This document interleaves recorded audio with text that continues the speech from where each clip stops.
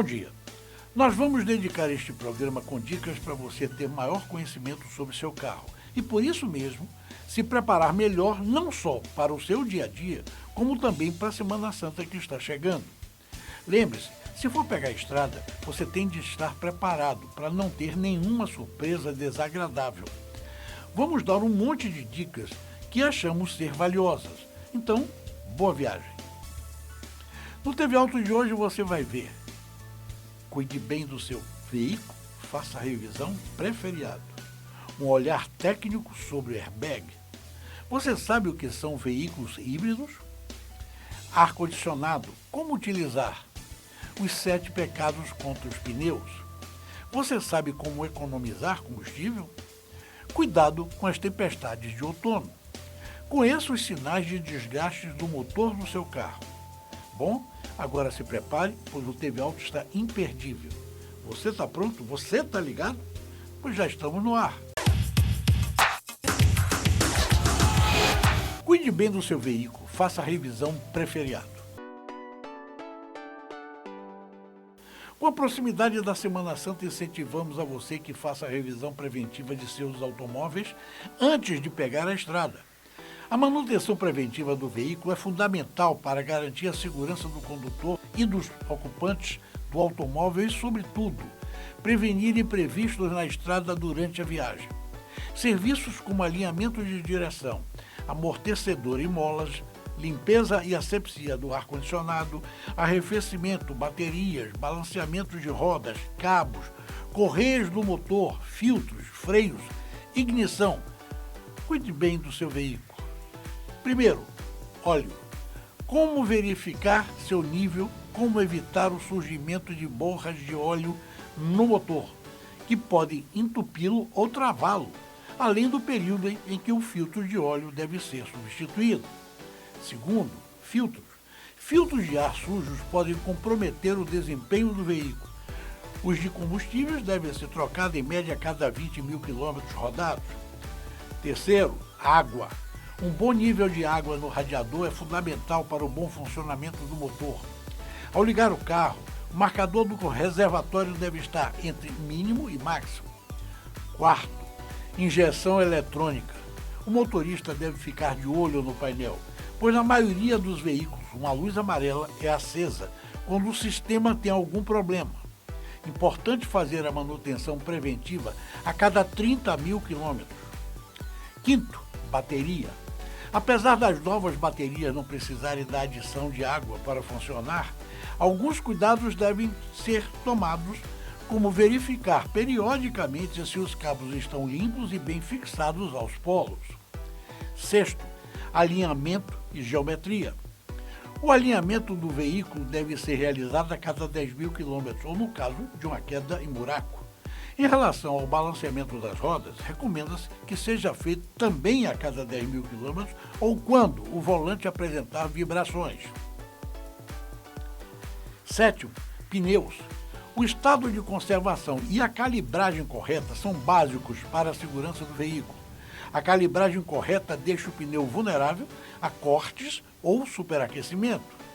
Oitavo, freios. O sistema deve ser revisado a cada 5 mil quilômetros rodados. Se detectada alguma anormalidade, como a vibração do carro ou do pedal ao ser pisado, ou a emissão de algum chiado ou ronco quando acionado, é fundamental que se realize o reparo urgentemente. Também é importante estar atento aos cuidados com o reservatório do fluido de freio, que deve ser mantido bem fechado. Esses são alguns dos cuidados que podem evitar seu desgaste excessivo. Um olhar técnico sobre airbag. Um amigo indesejado é uma definição possível para o airbag. Por que você não quer estar numa situação em que ele seja necessário? Mas, se precisar, ele pode salvar a sua vida.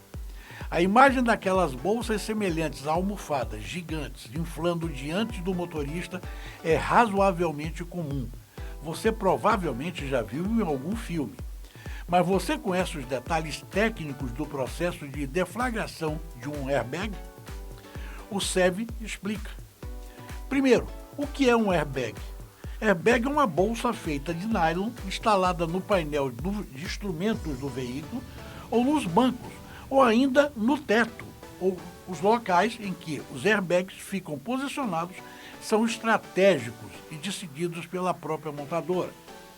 O objetivo, em caso de colisão, impedir o contato do ocupante com partes rígidas do veículo, tais como painel de instrumentos, as colunas e o teto, de modo a evitar ou minimizar ferimentos. Os airbags instalados no painel protegem os ocupantes em caso de colisões frontais. Os que ficam nos bancos e tetos protegem de colisão laterais e, em alguns casos, de capotamento. Segundo, como funciona? O airbag só é acionado se houver colisão e o veículo estiver com a chave ligada. Ou seja, uma frenagem brusca não faz com que a bolsa deflagre. Caso contrário, machucaria os ocupantes. Leva cerca de 300 milésimos de segundo para encher toda a bolsa, um flash. Assim que fica totalmente inflada, ela começa a murchar instantaneamente. Essa bolsa fica acoplada num dispositivo gerador de gás que contém cápsulas de um composto químico que reage quando a faísca, gerando nitrogênio. Essa faísca é produzida por um acendedor que recebe um sinal vindo do módulo do airbag, normalmente fixado à estrutura do veículo e auxiliado em alguns casos por sensores. No momento da deflagração é liberado um pó branco, que é um talco que evita que a bolsa grude e não abra da forma correta. Esse talco não faz mal à saúde. No Brasil, o Conselho Nacional de Trânsito, o CONTRAN, desde 2013, exige que todos os veículos vendidos no país tenham um airbag duplo frontal instalado de série. Mas lembre-se, o airbag é um dispositivo de retenção suplementar que só deve ser usado em conjunto com o cinto de segurança. Sem o cinto, ele mais pode machucar do que proteger. Você sabe o que são veículos híbridos? Talvez você não tenha percebido, mas já deve ter passado na frente de um veículo híbrido. O nome técnico pode parecer difícil de reconhecer, mas significa apenas que o modelo funciona a partir de dois tipos diferentes de produção de energia. Mas por que optar por dois tipos de energia, se um já basta? Simples. Por uma questão de economia. Atualmente, as montadoras visam ao desenvolvimento de veículos mais eficientes do ponto de vista energético, o que significa um consumo menor de combustível líquido. Uma das soluções adotadas pela montadora é justamente a combinação de dois motores no mesmo veículo, o tradicional, a combustão, associado a um motor elétrico. Este último responde por parte da energia, reduzindo o trabalho do primeiro e, portanto, fazendo com que o veículo tenha um consumo menor de combustível líquido, seja etanol, gasolina ou diesel. Lembrando que a eletricidade é uma forma de energia limpa. Confira a seguir os diferentes tipos de veículos híbridos. É provável que logo você esteja guiando um deles. Primeiro, motor a combustão, mais elétrico. É o mais comum entre os carros de passeio. Em comparação com os modelos que só usam a combustão, este híbrido tem uma cilindrada menor, já que parte do esforço fica por conta do motor elétrico. O resultado é um aumento da autonomia do veículo e uma redução do consumo de combustível. O motor elétrico pode funcionar em baixas velocidades quando há carga nas baterias, ou entra em funcionamento com carga nas baterias e quando o veículo precisa de uma forcinha a mais, fazendo com que os dois motores funcionem em conjunto. Segundo, só no elétrico. Mas se ele é só com o motor elétrico, por que é híbrido? Porque, embora responda pela tração, este tipo de motor ainda conta com uma forcinha do modelo a combustão. Só que, neste caso, o motor convencional está lá apenas para gerar energia para as baterias, ou para assegurar as pontas quando o sistema identificar que a carga da bateria está baixa. A opção por ficar com eletricidade ou a combustão é feita automaticamente. Este modelo de motorização serve bem a um veículo de peso médio funcionando com baixa cilindrada. O consumo, claro, é bem pequeno. Você pode dirigir por 600 km com apenas 35 litros de combustível líquido, combinando as duas motorizações. Se quiser ficar só com o elétrico, dá para fazer um percurso de 60 km e recarregar o sistema na tomada. Mas não é só na tomada, não. O motorista não precisa ficar desesperado à busca de uma tomada na estrada se tiver um carro híbrido. Basta encontrar um posto de combustível comum. Nas duas opções que apresentadas, as baterias são recarregadas automaticamente quando o motor a combustão entra em funcionamento. Dependendo do modelo, o sistema de freios também pode contar com um sistema de regeneração de energia. Ele aproveita a energia gasta, rotação das rodas, no momento da frenagem, para gerar energia para as baterias. Inteligente e econômico. Ar-condicionado. Como utilizar? Veja como usar corretamente o ar-condicionado no seu carro e garantir maior eficiência do sistema. O ar-condicionado é acionado com o motor do veículo ligado, que faz com que o compressor comece a se movimentar e o gás passe pelo circuito resfriando o ar. Os sistemas atuais utilizam o gás R134, que não agride a camada de ozônio, diferente dos antigos sistemas que utilizavam o Freon R12, à base de CFC, que é clorofluorcarbono. Em alguns casos, como em vazamento e baixa eficiência do ar-condicionado, é necessário realizar substituição ou recarga do gás em estabelecimentos especializados. Para uma boa manutenção, recomenda-se ligar o sistema do ar-condicionado pelo menos uma vez a cada 15 dias para a circulação do gás, além de realizar a troca do filtro antipólen a cada 10.000 km e limpeza dos dutos, evitando a proliferação de bactérias e obstrução da passagem do ar. Quando um veículo fica muito tempo exposto ao sol ou a alta temperatura, é recomendável que se abra as janelas para que a massa de ar quente que ficou aprisionada dentro do carro saia, fazendo com que o ar resfrie com maior rapidez. Após a abertura das janelas e troca do ar, recomenda-se fechar os vidros por completo e evitar sua abertura, garantindo que o ar já resfriado permaneça dentro do veículo. Além do botão de acionamento do sistema de regulagem de velocidade, há também um seletor para captação do ar externo ou reaproveitamento do ar interno. Quando o ar interno do veículo estiver muito quente, a melhor opção é a captação de ar externo. Quando o ar externo estiver muito quente, recomenda-se utilizar a circulação do ar interno, tomando cuidado para que essa opção não seja utilizada por muito tempo devido à não renovação do ar interno do veículo. Já a temperatura pode ser ajustada pelos seletores de cor azul, mais frio, e vermelho, mais quente, os seletores digitais. Bom, está na hora dos comerciais, em dicas de serviço, os 7 pecados contra os pneus. Segura aí, eu volto já já.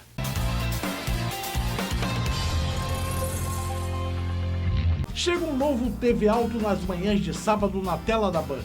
Um programa que traz as novidades do mundo automotivo, conectando você à televisão, internet e rádio. Tudo de uma forma simples e dinâmica, com uma equipe com os melhores profissionais.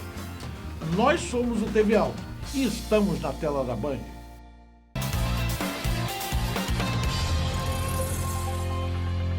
Quais são os principais cuidados que se deve tomar com os pneus? Antes de pegar a estrada, saiba quais são os 7 pecados contra os pneus que devem ser evitados.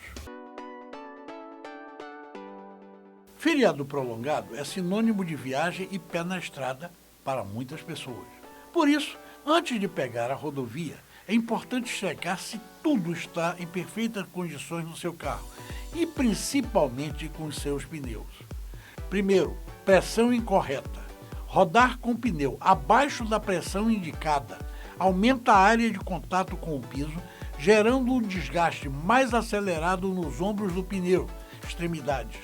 Torna a direção do veículo mais pesada e pode gerar uma eventual desagregação da rodagem, parte que toca o solo, devido ao excesso de calor gerado.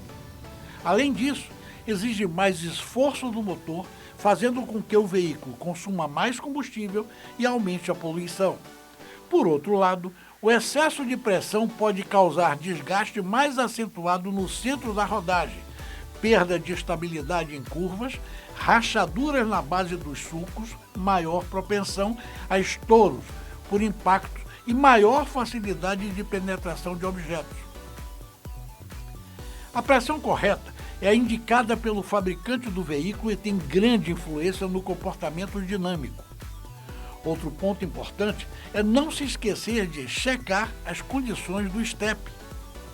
Segundo, desgaste excessivo.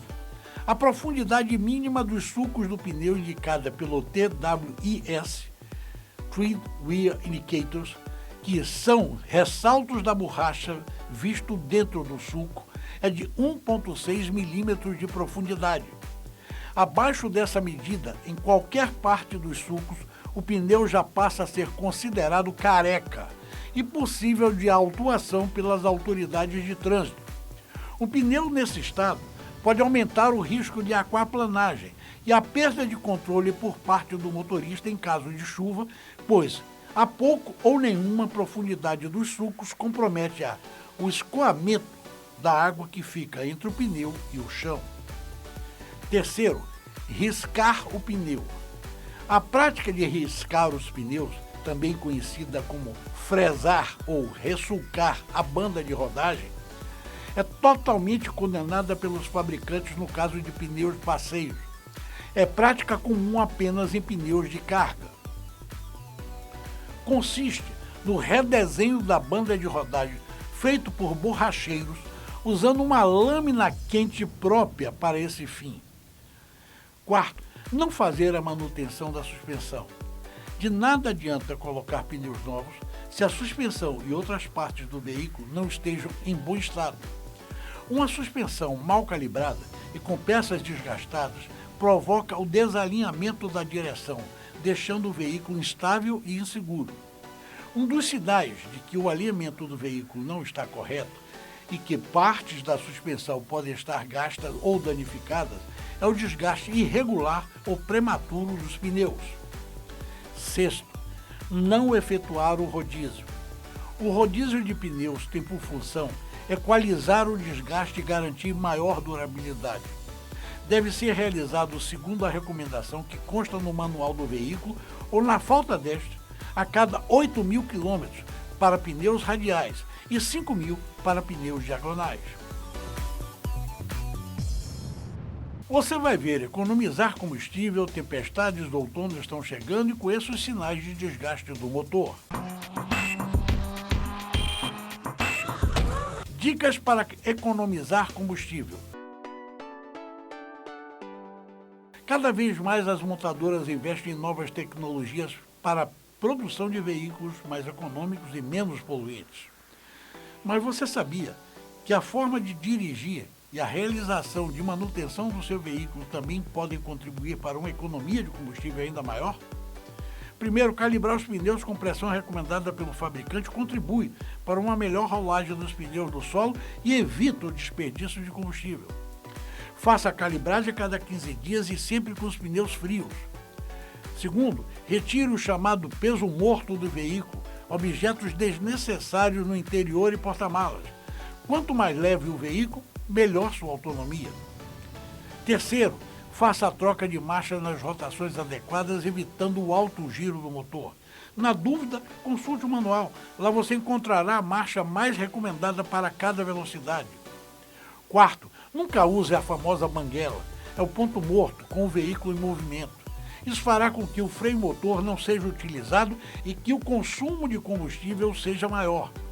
Utilize sempre marcha engatada. Quinto, verifique o alinhamento da suspensão para evitar o desgaste dos pneus e, consequentemente, perda da autonomia.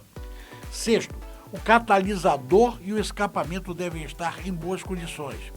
A obstrução da saída dos gases de escape pode aumentar a temperatura do motor e aumentar o consumo.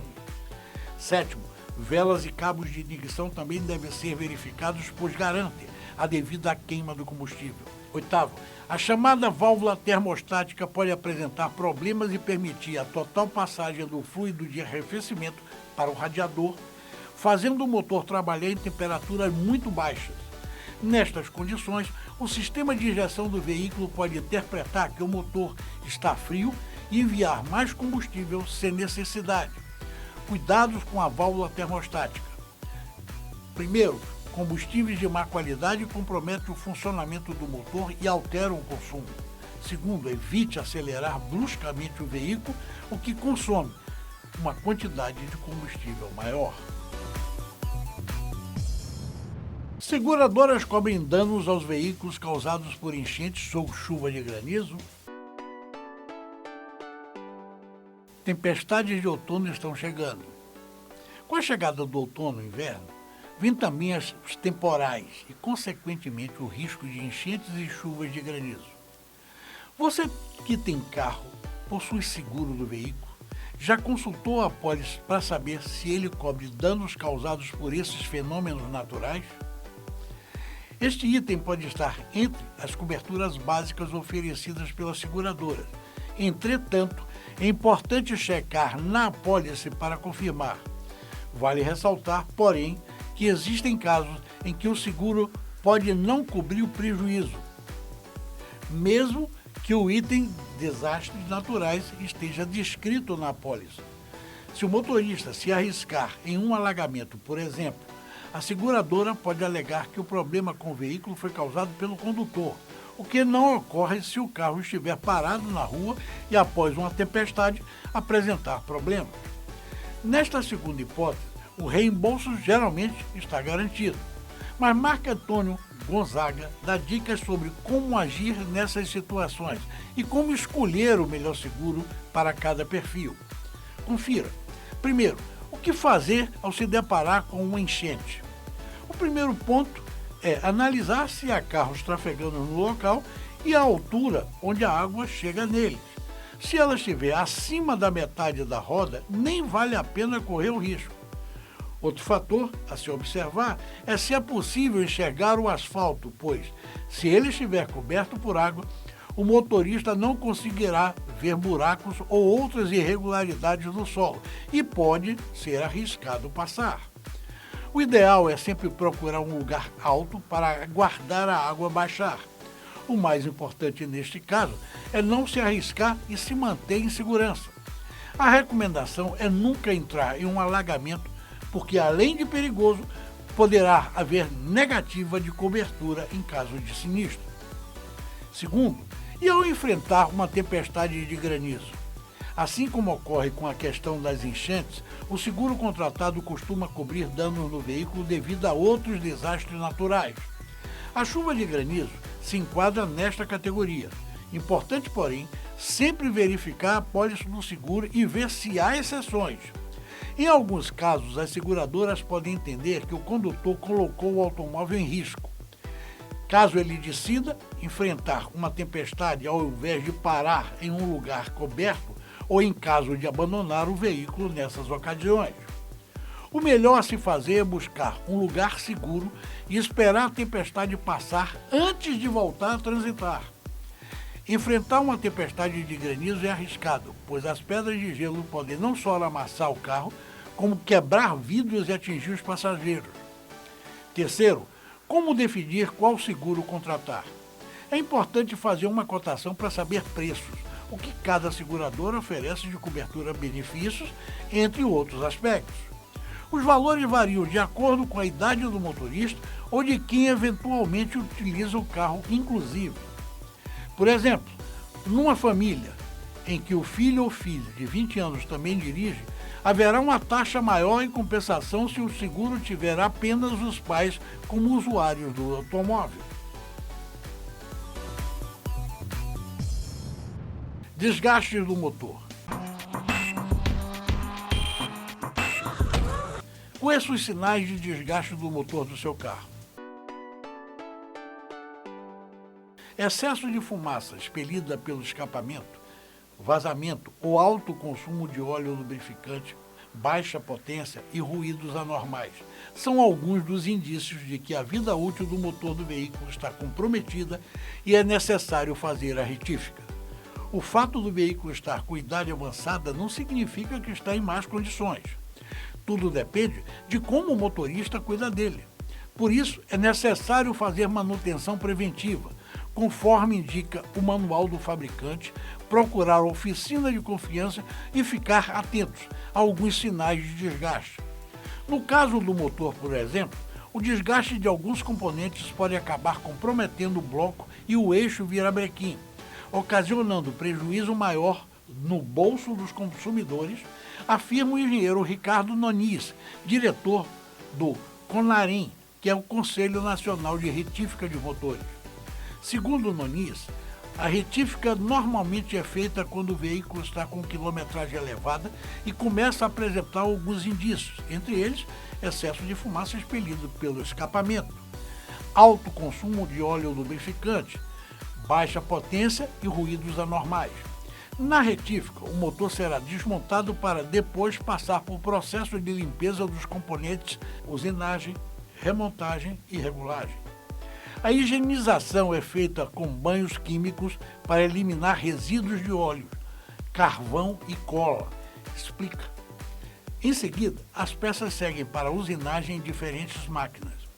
As características do motor são todas restabelecidas após a retífica, tanto com relação ao desempenho quanto à durabilidade. O motor retificado tem que render e durar tanto quanto o motor novo finaliza. Cuidados que podem evitar gastos desnecessários. Alguns hábitos diários podem evitar prejuízo no bolso do proprietário de veículo. Entre eles, a atenção no momento de abastecimento.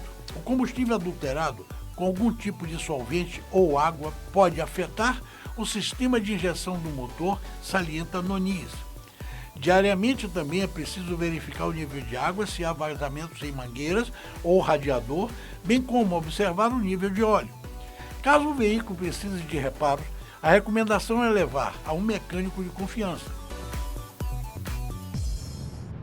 Quero agradecer a cada um de vocês, telespectador, ouvinte, youtuber, por ter nos classificado no prêmio Os Mais Admirados Jornalistas do Brasil. Eu, Paulo Brandão, fui classificado entre os top 25 mais admirados jornalistas do setor e também o nosso TV Alto está classificado entre os 3 melhores programas de TV do Brasil. Agora, esperar a cerimônia de premiação, que está marcada para o dia 24 de abril, em São Paulo, e que apontará os mais admirados entre os mais admirados, os top 5 mais admirados jornalistas da imprensa automotiva e os campeões das demais categorias. Na próxima semana, já é a Semana Santa. Você vai ver em televeículos, primeiro, a Chery anunciou investimentos de 400 milhões na Argentina para construir veículos elétricos. Hyundai HB20 e Chevrolet Onix foram os carros mais vendidos. BYD é uma das 100 empresas mais influentes em mobilidade 2023. Carro elétrico é mais fácil de dirigir. Para onde vão os pneus usados? Em Autoteste, lançamento do Ford Transit 2023. Em da pesada, Toyota Gazoo Racing apresenta a Hilux GR Sport. Em duas rodas, BMW Motorrad apresenta a versão GS Trophy. Em importado, experimente a emoção da pista com a McLaren. Se segure. TV Auto de hoje fica por aqui. Então, nos siga nas redes sociais. Lá tem nosso podcast, programas e matérias. E escute a gente diariamente na Rádio Band News FM. Até a semana que vem, se Deus quiser, eu estou te esperando.